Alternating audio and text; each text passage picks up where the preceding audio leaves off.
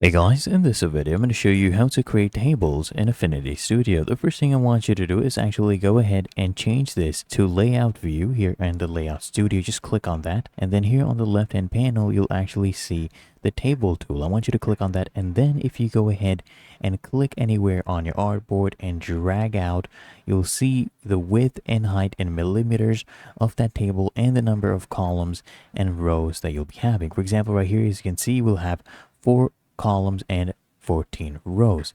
I can just go ahead and place that there, and let's go ahead and type in some text.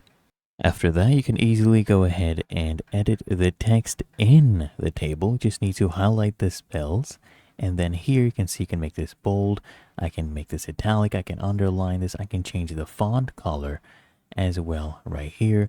I can also go ahead and highlight the text. Let's say, for example, like that. I'll just go ahead and remove that.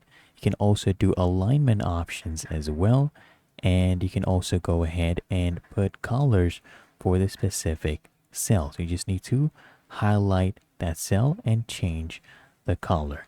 Now I'll even show you how to go ahead and add more rows and columns.